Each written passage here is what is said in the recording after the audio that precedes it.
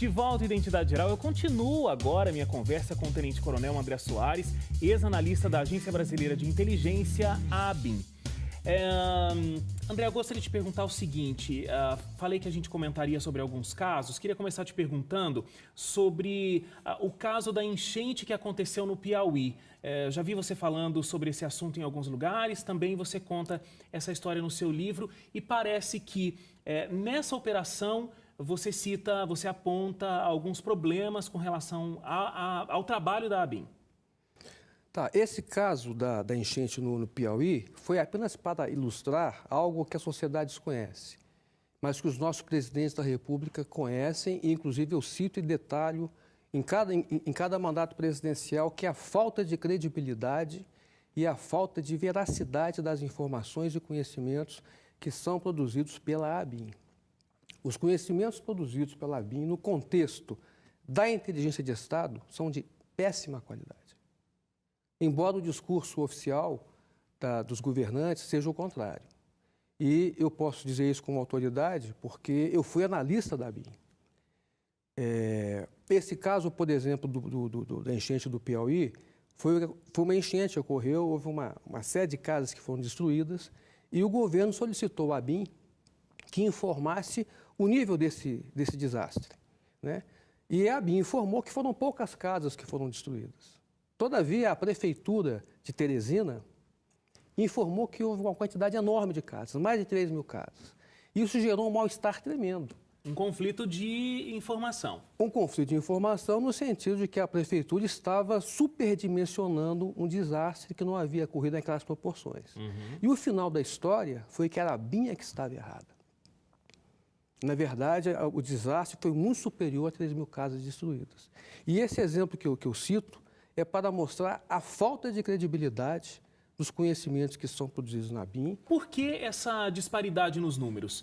A ABIN, de propósito, disse esses números diferentes da Prefeitura ou foi um problema técnico de contagem? Por que essa diferença nos números? Eu creio que tenha sido um problema técnico de avaliação dessas informações.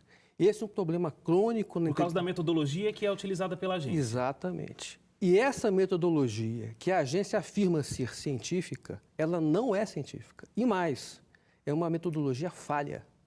Isso já foi tentado corrigir na ABIN. Os presidentes da República já se queixaram veementemente contra essa falta de credibilidade. E houve um projeto secreto da ABIN, que eu revelo no livro, que foi uma tentativa que gastou milhões de dinheiros de verbas públicas, tentando corrigir essa deficiência e fracassou vergonhosamente. Eu comentei também da operação Satyagraha. Queria que você comentasse um pouco o que foi essa operação e quais os resultados dela. Essa é uma história de horrores. Operação Mídia e Operação Satyagraha é uma história de horrores. Eu vou explicar o que foi a Satyagraha. A Satyagraha foi uma operação da Polícia Federal, mas que num certo momento teve a participação da ABIN. A participação da ABIN na Operação Satyagraha foi o ato mais criminoso que um serviço secreto cometeu na história contemporânea. Eu vou repetir. Os crimes que a ABIN cometeu na Operação Satyagraha não encontram precedentes no mundo na história contemporânea. Essa participação da ABIN na Satyagraha foi condenada no Superior Tribunal de Justiça. Foi condenada no Superior Tribunal de Justiça em 2011 e foi condenada este ano no Supremo Tribunal Federal.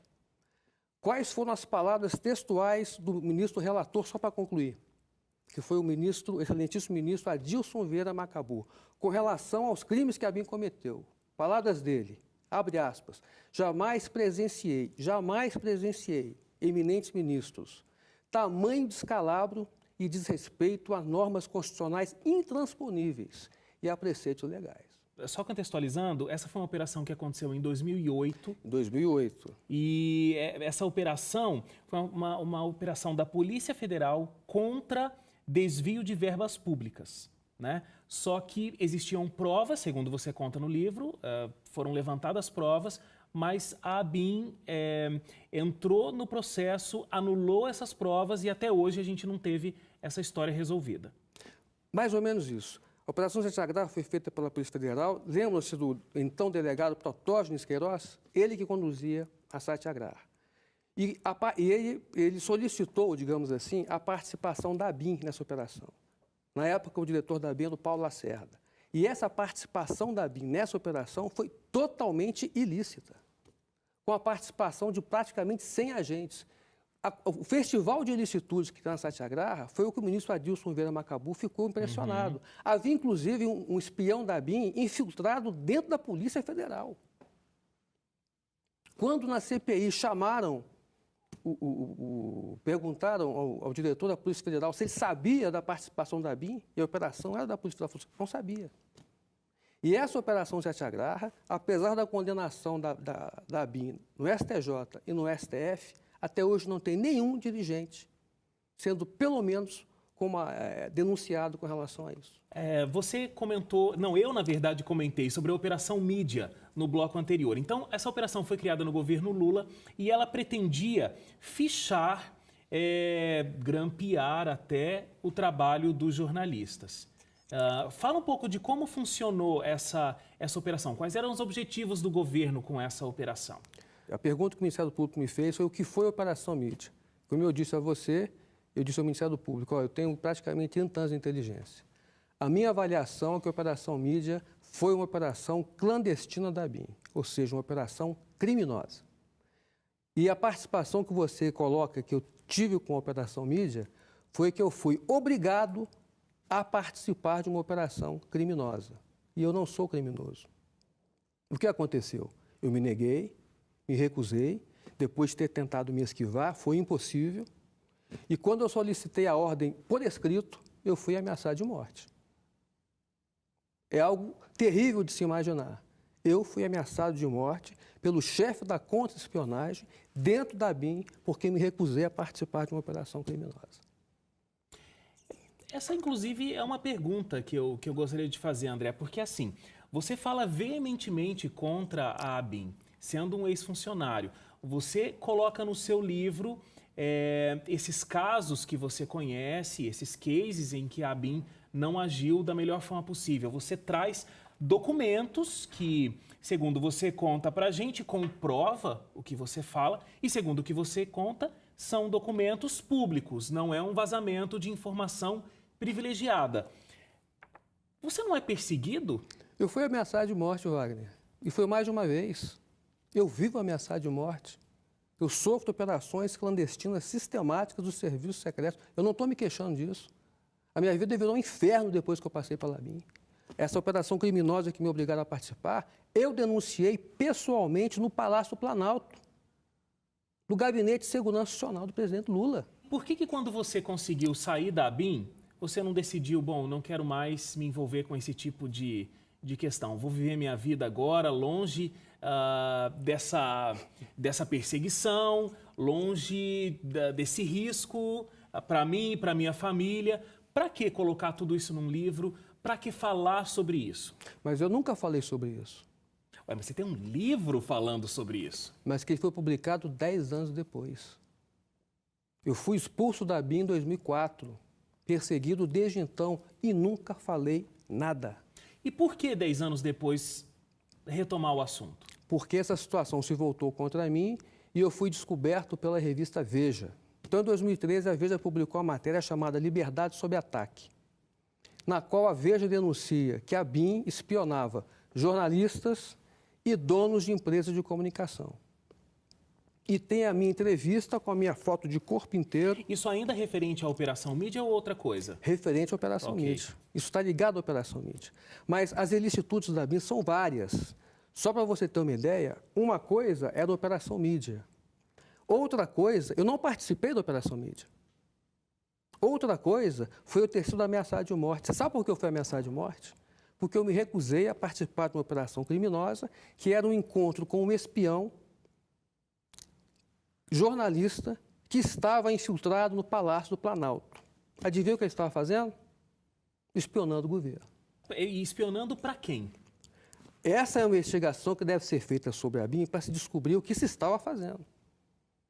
Eu não sei, eu não participei dessa operação, eu me recusei a participar disso. Nesse exato momento que eu estava sendo ameaçado de morte por não participar desse encontro com o espião, que estava infiltrado, estava ocorrendo um escândalo no Palácio do Planalto, justamente sobre espionagem que envolveu o presidente Lula, o então chefe da Casa Civil, José Dirceu, e a Marta Suplicy. Como a sociedade pode fiscalizar uma instituição como a ABIN? Ótima pergunta, obrigado pela pergunta mais uma vez. Existem várias formas de fiscalizar a ABIN, por meio das instituições responsáveis pela fiscalização do serviço de inteligência, não é só da ABIN. Que são? A começar pelo Congresso Nacional. No Congresso Nacional existe uma comissão mista chamada CCAI, Comissão de Controle das Atividades de Inteligência. É a mais alta instância de inteligência do país. Ela está acima do presidente. E a CCAI, até hoje, nunca fez um controle efetivo da ABIN. Até pouco tempo atrás, a CCAI, essa comissão mista, que tem essa responsabilidade, sequer tinha regimento interno.